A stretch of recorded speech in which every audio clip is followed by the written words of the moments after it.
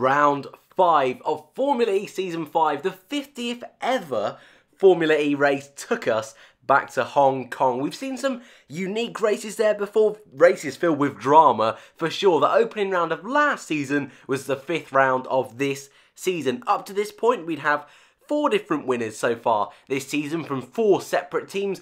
But would that continue this weekend? Going into this weekend, in the championship, everything is completely wide open. And in the build-up, or the preview I did on Friday, maybe Thursday, Friday, I spoke about how drivers now, if they want to be in this championship fight, are going to have to really start to find some consistency somewhere, because really, no one single driver has been super duper consistent. Yes, top of the championship, Jerome D'Ambrosio has scored in every single race, but only 2 other drivers have been able to do that. Daniel Abt and Mitch Evans, both of whom are not in the championship fight, or at least aren't at the moment. So going into this race, it all seemed completely wide open. And Formula E wouldn't be Formula E if it wasn't going to add an extra little topping of spice on top of an already juicy weekend. The heavens opened. Practice, complete washout. Once again, we were able to get drivers on the track, but conditions seemed a little bit touch and go, a little bit sketchy. And in qualifying, that's exactly what we got. Championship leader D'Ambrosio all the way at the back. So was Pascal Wehrlein, Antonio Felix da Costa. Jean-Eric Vergne had a really difficult time in qualifying as well. And as you can see on screen, the Stoffman, Mr. Belgian Waffle himself, Stoffel van Dorn, his first pole position in Formula E, which means he's now got points on the board because he got pole position, which, bizarre to think they got a pole position before they got points, but anyway, a brilliant job from Van Dorn, thoroughly deserved, proving that actually he does deserve to be in Formula E, and he is one of the best. Second was Roland, third was Mortara, but I just wanted to quickly talk about Van Dorn because once again, this guy in what is the worst car on the grid has proved himself to be one of the best drivers on the grid. And when other drivers like aforementioned Wehrlein, da Costa, D'Ambrosio, even Vergne are nowhere to be seen, Van Dorn really stepped up to the plate and in difficult changing conditions was able to really do an incredible job.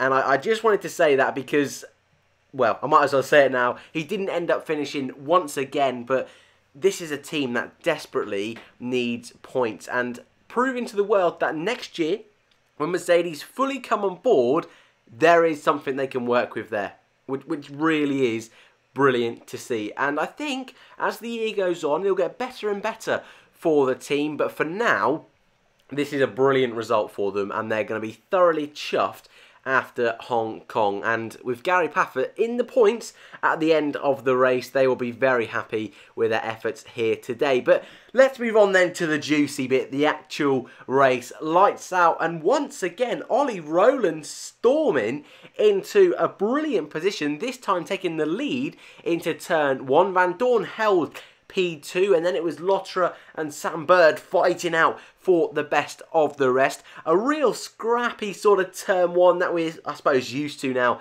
in Formula E.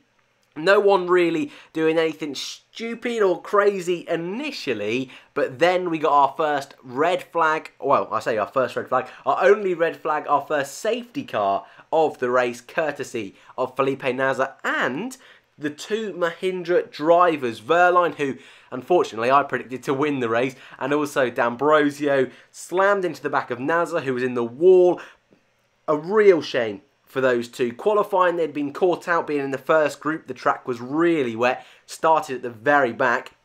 Then Nasr into the wall, nowhere for either of them to go. Wehrlein completely caught unaware, which you can't blame him whatsoever. D'Ambrosio had literally nowhere else to go and slammed into the back of both of them. Big smashes in the opening laps of the race.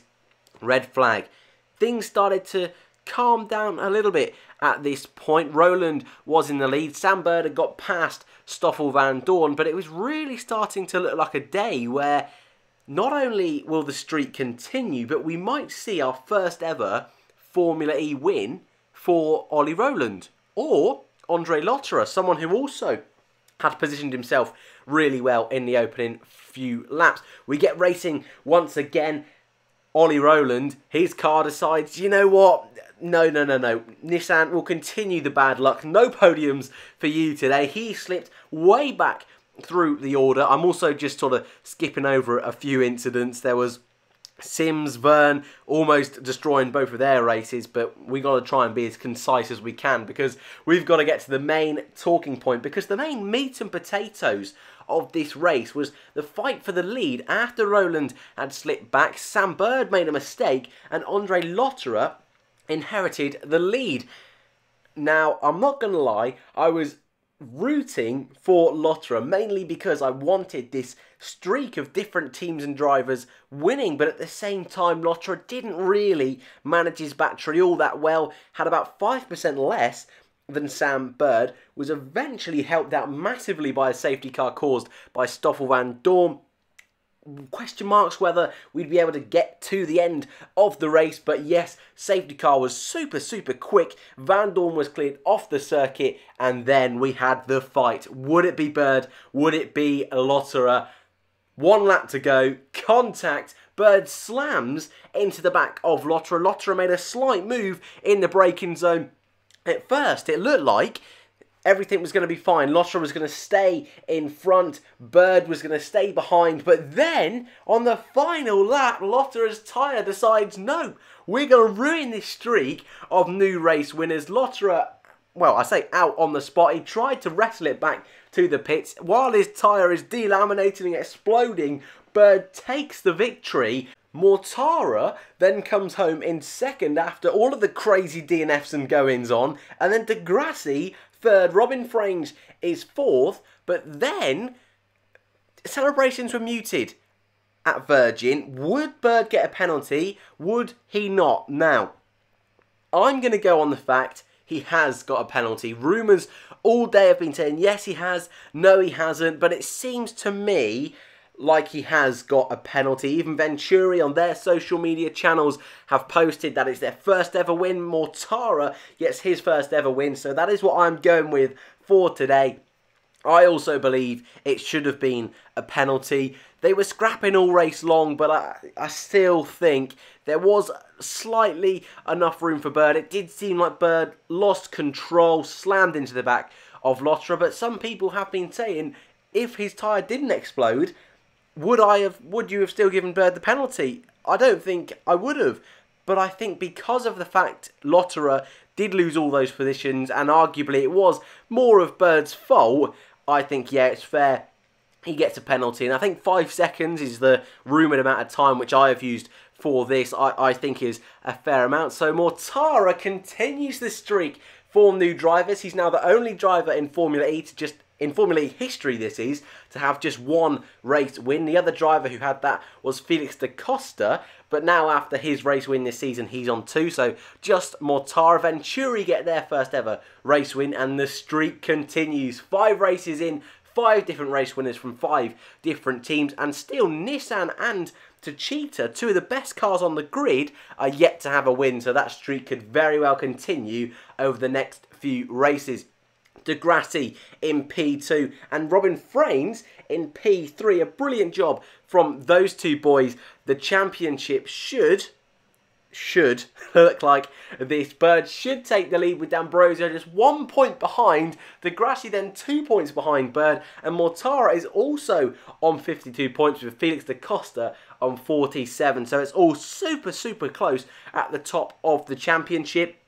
But this is all subject to change. We know Formula E. I tried to wait a sensible amount of time, but it seems to be taking a while for this to unfold. I'm busy later on today, so I wanted to make sure that I got my thoughts across. There will be the Formula E Zone podcast where we'll dive into all the more juicy details. But as you can see on screen, my driver of the day is someone I've not even mentioned in this video. Continuing his point streak is Mitch Evans. It was so difficult to pick a driver of the day. It really was, because I thought about Lotterer, but even then his energy management wasn't great.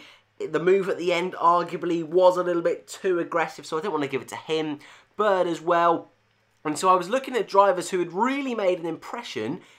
Mitch Evans started 17th, ended the race in 7th. A really good job from the Kiwi, but Daniel Abt started 14th, ended 4th, continuing his brilliant point scoring streak as well. So either of those two for me, but it was really hard to pick. And Mortara as well, he had a quiet day but kept himself out of trouble and has continued this incredible run of form.